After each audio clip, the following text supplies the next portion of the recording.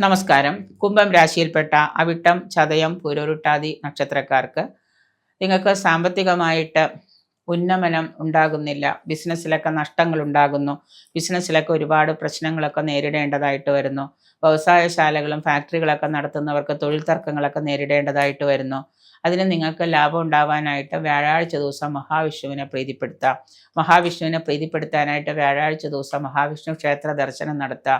തുളസിമാല ഭഗവാന് സമർപ്പിക്കുക. ഒപ്പം തന്നെ നിങ്ങൾ ശ്രീ സൂക്തം, ഭാഗ്യസൂക്തം നിരന്തരം പാരായണം ചെയ്യുക. ശനി പ്രീതികരങ്ങളായിട്ടുള്ള കർമ്മങ്ങൾ നിരന്തരമായിട്ട് നിങ്ങൾ ചെയ്യുക. എന്താണോ ചെയ്യാനുള്ളത് ശനിക്ക് എന്ന് തോന്നുന്നു അത് നിങ്ങൾ നിരന്തരമായിട്ട് ചെയ്യുക. ലക്ഷ്മി ഭജനം വളരെ അത്യാവശ്യമായിട്ട് ലക്ഷ്മി ഭജനം ചെയ്യുക. അത്യാവശ്യമായിട്ട് ലക്ഷ്മി പൂജ ചെയ്യാം. ലക്ഷ്മി ഭജനവും നടത്താം. ബുധനാഴ്ച ദിവസം ശ്രീകൃഷ്ണ ക്ഷേത്ര ദർശനം സാധ്യമാവുമെങ്കിൽ അത് നിരന്തരമായിട്ട് അത് എല്ലാ ബുധനാഴ്ചയും സാധിക്കുമെങ്കിൽ അത് ചെയ്യാം. വിവാഹ തടസ്സം മാറാനായിട്ട് വിവാഹം നടക്കാത്ത ഈ കുംഭം രാശിയിൽപ്പെട്ട യുവജനങ്ങളെ വിവാഹ തടസ്സം മാറാനായിട്ട് ഞായറാഴ്ച ദിവസം ആദിത്യൻ വ്രതമെടുക്കുക.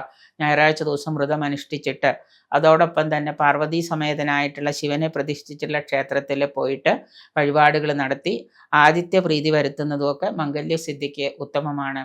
വിവാഹം നടക്കാത്ത യുവജനങ്ങൾ എല്ലാ ഞായറാഴ്ചയും വ്രതമെടുക്കുന്ന ആ ഞായറാഴ്ച ദിവസം വ്രതമെടുക്കുന്നതിനോടൊപ്പം തന്നെ തൊഴിൽപരമായിട്ടുള്ള തടസ്സങ്ങൾ മാറും. അതുപോലെ തന്നെ നിങ്ങളുടെ സാമ്പത്തിക സ്ഥിതിയിലൊക്കെ മാറ്റങ്ങളൊക്കെ ഉണ്ടാവാൻ തുടങ്ങും. ദോഷപരിഹാരങ്ങൾ ചെയ്യുന്നു എന്ന് പറഞ്ഞാൽ ഇന്നത്തേക്ക് ഒരു ദിവസത്തേക്കോ ഈ ഒരു വർഷത്തേക്കോ അല്ല, അടുത്ത വർഷത്തേക്കും പിന്നീട് വരുന്ന കാലത്തേക്കും കൂടെ നിങ്ങൾക്ക് ഈ പറയുന്ന ഒരു പരിഹാരങ്ങളായിട്ട് ഇത് നിരന്തരമായിട്ട് നിങ്ങളുടെ ജീവിതത്തിൽ ബാധിക്കും.